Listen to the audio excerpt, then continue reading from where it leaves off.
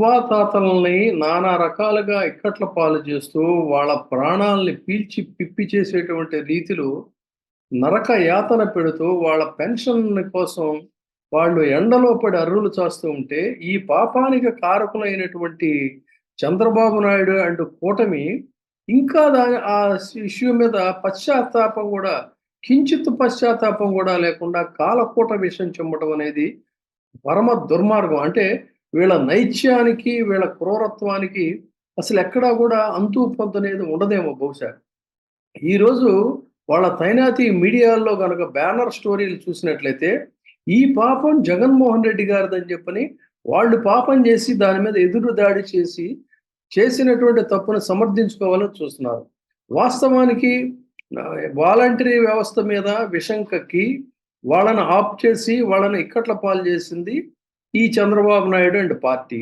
ఆ తర్వాత రెండవ నెలకొచ్చేసరికి బ్యాంకు ఖాతాల్లోనే నేరుగా వెయ్యాలని కమిషన్‌కెళ్ళి చెప్పొస్తున్నామని చెప్పని, ఈ నిమ్మగడ్డ రమేష్ కుమార్ అనేటువంటి రాక్షసుడే స్వయంగా దానికి వాళ్ళ పేపర్‌లోనే వచ్చినియి. డాక్యుమెంట్ ఎవిడెన్సెస్ ఉన్నాయి. బ్యాంకు ఖాతాలో ఉన్నటువంటి వాళ్ళకి డైరెక్ట్‌గా అందులో వెయ్యాలి అని చెప్పి వస్తున్నాం ఎన్నికల కమిషన్‌కి. అదేవిధంగా ఖాతాలు లేనటువంటి వాళ్ళకి ను వికలాంగులకి వాళ్ళకి మాత్రం మినహాయింపు ఇవ్వాలి అని చెప్పని ఇతగాడు స్వయంగా ఈ దివ్యాంగులకి మినహాయింపు ఇవ్వచ్చు. సచివాలయం వద్ద పింఛన్ డబ్బులు తీసుకునేటువంటి అవకాశమేమో బ్యాంక్ అకౌంట్‌లో లేని వాళ్ళకి ఇవ్వాలి అని మేము చెప్పొస్తున్నామని చెప్పని 15 రోజుల క్రితం, 20 రోజుల క్రితం ఎన్నికల సంఘానికి ఇతగాడు ఈ నిమ్మగడ్డ రమేష్ కుమార్ అనే రాక్షసుడు చెప్పి వచ్చింది చాలా రికార్డెడ్‌గా ఉంది.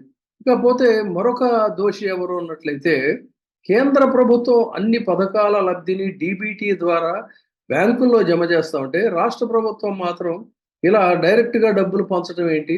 ఇది చాలా తప్పు.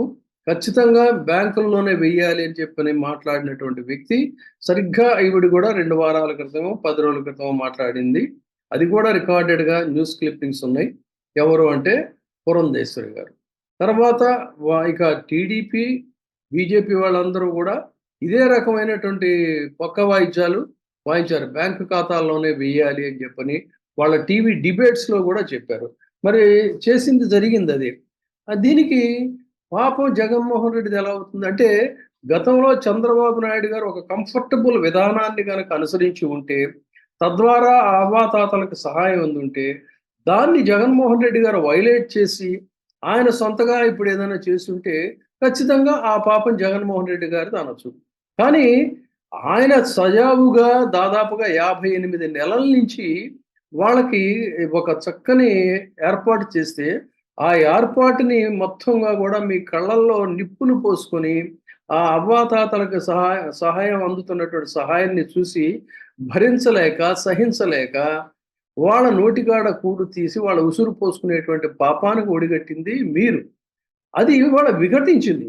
ఏ రాజకీయ ప్రయోజనాల కోసం మీరు ఈ దుర్మార్గానికి ఒడిగట్టారో, అది మీరు అనుకున్నట్టుగా జరగలేదు.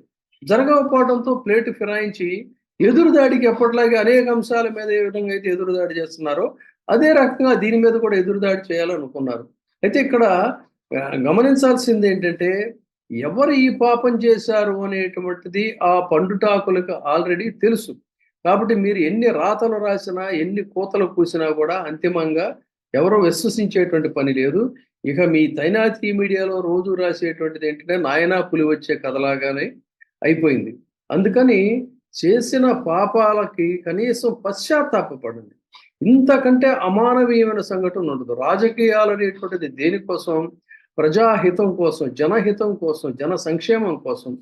ముఖ్యంగా ఏంటంటే అధోజగత్ సహోదరుల యొక్క అభ్యున్నతి కోసం, నిస్సహాయులకి కనీసం చేయందించలేకపోయినా చిటికెన వేలు అందించడం కోసం.